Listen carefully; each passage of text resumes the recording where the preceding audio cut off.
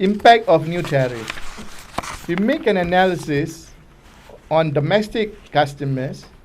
If you look at the table shown, you will see that the first 0 to 200 that represent 3.29 million consumer, that is 55.4%, their tariff will remain maximum within that category at 43 ringgit and 60 cent. For consumer using less than 43 ringgit and 60 cent, there will be no adjustment in tariff. Likewise, the government has extended the no increase to the band within 201 to 300. And for consumer utilizing electricity less than 77 ringgit per month, they will not experience any tariff adjustment for so long as they continue utilizing less than 77 ringgit. But if you look at the consumer within the band of 300 to 400, the increase is about a ringgit, less than a ringgit. The first one is about 7 cent to up to 6 ringgit and 60 cent, or 6% maximum is for that. And for 400 to 600, that is for people who consume electricity about 180 ringgit, they will experience maximum increase of about 18 ringgit or 10%. So impact also for the domestic tariff, you can see the table. For consumer using less than 77 ringgit will have no increase at all. Consumer using about 900 ringgit, the increase is roughly about 3.5%, and so on. Maximum increase is about 10%. We also make comparison of the new tariff to our regional power utility. For domestic tariff, the average tariff for domestic consumer will increase from 27.39 cent to 28.63 cent. That, even with the increase, the electricity tariff for domestic consumer in Malaysia is still cheaper compared to Thailand, Singapore, and Philippines. If you look at Philippines, the tariff is more than double the rate in Peninsular Malaysia. Similarly, if we look at the trend for commercial tariff, the commercial tariff after the increase, the average tariff for commercial will increase from 37 cent 85 to 41.01 cent. And that is still lower compared to Thailand, Singapore, and the Philippines. Likewise also, for the industrial tariff, after the increase, the average industrial tariff will increase from 28.56 cents to 30.94 cents. And yet again, after the increase, our tariff is lower compared to Thailand, Philippines, and Singapore. Okay. For the base tariff revision of 2%, basically to partly defray the cost that has gone up. If you look at fuel costs, for Tenaga, fuel cost is still a major concern for Tenaga. Fuel cost is the main component in TNB's operation, as well as a company, TNB could not afford to be burdened by the volatility of the fuel cost.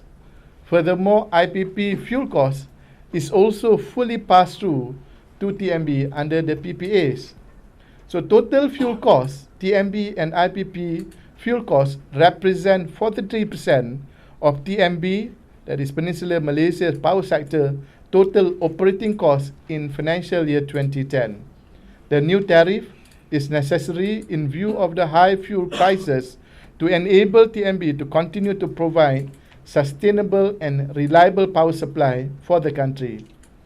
Gas and coal constitute 54.4% and 40.2% respectively of the total generation mix in Peninsular Malaysia in financial year 2010. However, for coal, TNB this time around is not allowed to pass through the additional cost to the consumer. If you look at for financial year 2008, TNB have to absorb 299 million US dollars as a result of inability to pass through the coal prices. And for financial year 2009, the total amount that TNB have to absorb as a result of the inability to pass through the coal price is 118 million US dollars. Last year, the amount is slightly lower. The amount that Tenaga have to absorb was 57 million US dollars. And unfortunately for this year alone, for the first 6 months, TNB have absorbed 152 million US dollars due to the inability of Tenaga to pass through the additional cost of coal in the fuel pass-through formula. If you look at the increasing coal consumption for this particular period has increased. For financial year 2010, we consumed 17.8 million ton of coal, and for financial year 2011, it is expected that the total coal consumption for TNB will increase to 20.2. In addition to that, we have been spending roughly about 5 to 4.2 billion ringgit to finance our capex in order to provide better infrastructure for our consumer. Similarly, there is increase in repair and maintenance costs, and over the years, the repair and maintenance cost for Tenaga has increased from 0.89 billion in financial year 2006 to 1.23 billion, an increase of almost 50% over the period of 5 years in financial year 2010. Other uncontrollable costs that is affecting Tenaga financial is basically coal prices. As mentioned earlier, coal prices has gone up to above 120 US dollars. In fact, it touched 180 US dollars in July 2008.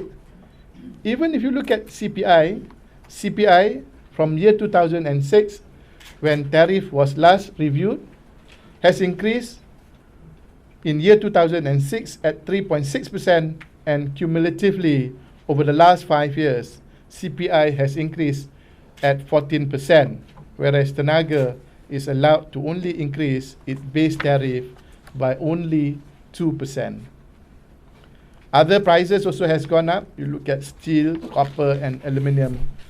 Despite these challenges, TNB has shown remarkable achievement in operational efficiency. Just the next one will show the increase in the CPI from over the last 5 years, 3.6 in 2006 to 14% in 2011. In terms of operational efficiency, despite the financial challenges, TNB has achieved significant improvement in its operational performance. If you look at the UOR, that is unplanned outage rate for our generation, we have achieved a rate of 2.7%. That is better than world-class industrial benchmark of 4%. In terms of system minutes, we managed to reduce that to below 1 minute. Also another world-class benchmark, as well as our SIDI has also improved from 101 minutes per customer per year in financial 2006 to almost 40% reduction to 65 minutes in financial year 2010.